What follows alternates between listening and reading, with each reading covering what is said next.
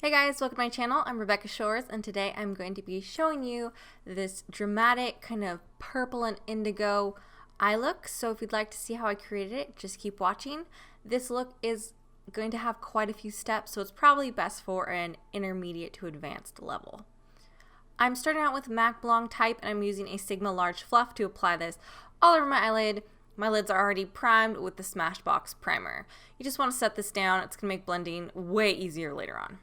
I'm now grabbing matte copper plate. I started out with a synthetic fluffy brush, a Sigma E40, and then I decided I didn't like that and I switched to an E25, and that worked way better. So just start out with the 25. We're basically placing copper plate just to add a bit of definition to our eye area. So I'm applying that along my crease and orbital bone and then blending it upward. So now you're also going to take this along your lower lash line. Again, we're just kind of adding a bit of definition right now, so you don't need to be super precise. So you can just stick with that same E25, no big deal. And now we're going to go in with Makeup Geek Carnival because I do want kind of this glowy purple around that indigo that we're going to have like on our lid. So I'm grabbing a large fluffy brush and I'm starting to apply that on basically the inner part of your eyeball, so where the curve of your ocular bone is like under your brow. Just throw a little bit of pink up there, and then we're gonna go diagonally down to where the lower lash line is and keep a little bit of that purple running along your lower lash line, just on that outer corner. I'm now grabbing Makeup Geek's Pop Culture, and I'm taking that on a Sigma E45, and I'm applying that to the crease and blending upwards and just in the center of my lid. And then I'm doing that again on the lower lash line, just in the center. I'm now going for the e.l.f. cream liner in black. You can choose any cream liner. This one just doesn't set super fast, so that's why I use this one. And apply that all over your lid with a synthetic brush or your fingers, whatever floats your boat. And as you can see, right as I'm getting to the outer corner, I'm being a little more precise because we're gonna create a wing. So this is the part where you don't wanna be quite as sloppy as your lid.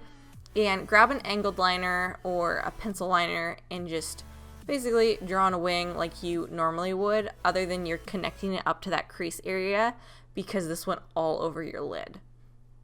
You might do this a little bit farther down if your eyelids aren't hooded. Because my eyes are hooded, this kind of style is really easy for me to do. But just get a little bit of wing sharp action going on the outer corner. Now grab Daydreaming. This is by I Make You Beautiful, and it is absolutely stunning, as you can see.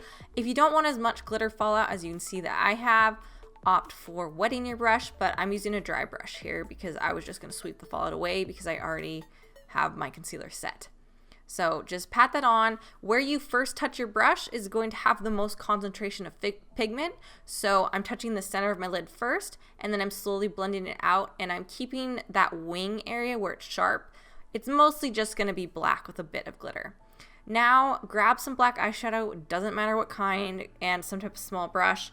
I have a Hakuhodo J5529 here, and just start basically transitioning that gel liner into where we blended those purples. So I go from a little bit of black to a mostly clean brush and then back into the black until I'm satisfied with how blended it is. So do that as many times as you feel that you need to until it's pretty blended. We're going to be adding more purples, so it doesn't have to be perfect, but you want it quite blended. I'm also concentrating a little bit more on that inner corner area and keeping the wing nice. I'm now going to grab more of Makeup Geek's Wisteria, and I'm taking that on a fluffy brush and just applying that basically to the outer corner of our eye, and so that's blending into where we just applied that black. So this is going to make that nice kind of fade from the black into the purple now.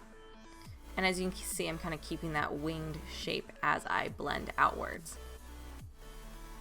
Now I'm taking more of Wisteria, and I'm taking this on the lower lash line, and I'm being pretty heavy-handed as normal. Now I'm taking a bit of Melt Blur because the purples didn't look very nice blended quite into my skin.